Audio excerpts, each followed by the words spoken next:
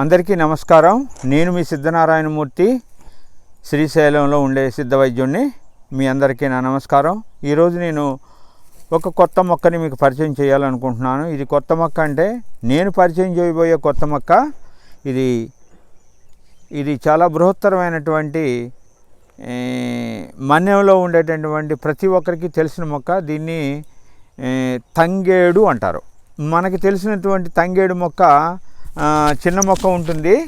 ఇది అలాంటిది కాదు. ఇది వృక్షంకి సంబంధించినటువంటి తంగేడు చెట్టు. ఈ తంగేడు చెట్టుని చూస్తున్నారు కదా. ఈ తంగేడు చెట్టు ఇది దాని యొక్క బెరడు రాలిపోతూ ఉంటుంది. అలాగా ఈ తంగేడు చెట్టుకి మీరు గమనించండి, ఈ తంగేడు చెట్టు మంచి మహావృక్షంగా పెరుగుతుంది. ఇది ఇంటి గుమ్మాలకి, అదేవిధంగా ఇదివరకు తాటాకు నీళ్ళు కట్టుకునేటప్పుడు నెట్రాయి కింద కూడా దీన్ని బాగా వాడేవారు. దీని కాయలు ఎలా ఉంటాయంటే పగిలిపోయిన తర్వాత ఈ షేప్లో పగిలిపోతాయి, పొడవుగా బద్దల్లా వస్తాయి. ఈ కాయల్ని మీరు ఒకసారి చూడండి, గమనించండి. ఇక్కడ కాయలు ఉన్నాయి పైన. ఇటు పుసుకోప్పుడు తంగేడు సమూలంగా ఇది మనకి మన్యము, రంపచోడవరము, అదేవిధంగా విశాఖపట్నము, ఉత్తరాంధ్ర జిల్లాల్లోని విస్తృతంగా దొరుకుతుంది. నల్లమల్ల కూడా లభిస్తుంది. ఇది క్రిమిహారము, అదేవిధంగా వీర్యవృద్ధికరంగా బాగా ఉపయోగపడుతుంది. శిరోవాతం ఉన్న వాళ్ళకి కూడా ఇది అద్భుతంగా పనిచేస్తుంది. మామూలుగా మనం తంగేడు అనగానే కేసియా ఆర్క్యులేటా లినియేస్ అనే ఒక పుష్పజాతి మొక్కని మనం ఎక్కువగా చూస్తుంటాం. దాన్నే తంగేడు అని అందరూ అనుకుంటాం. కానీ ఇది కారు తంగేడు, అడవి తంగేడు లేదా పెద్ద తంగేడు అని అంటారు. ఈ కాయలు ఏవైతే ఉన్నాయో మీరు చూస్తున్నారు కదా, గమనించండి. చెట్టు మీద కాయలు ఇలా వస్తాయి. ఇలాగా ఒక ఫలం వస్తుంది.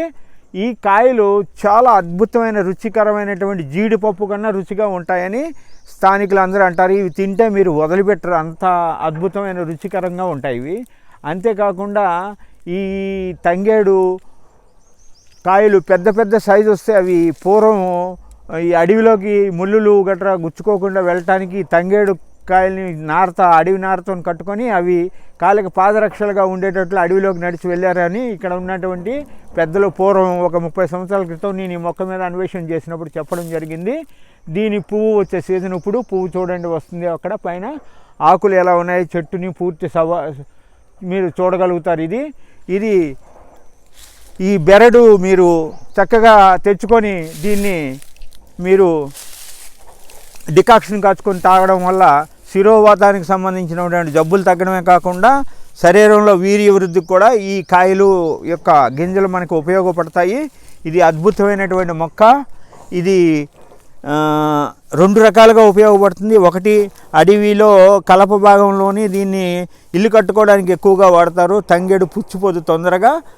ఆ భాగం వదిలిపెడితే దీని పువ్వులు కూడా చాలా అద్భుతంగా ఉంటాయి. అంతేకాకుండా ఇది మనిషికి రోగ నివారణ చేయడంలోని ఎంతో ఉపయోగపడుతుంది.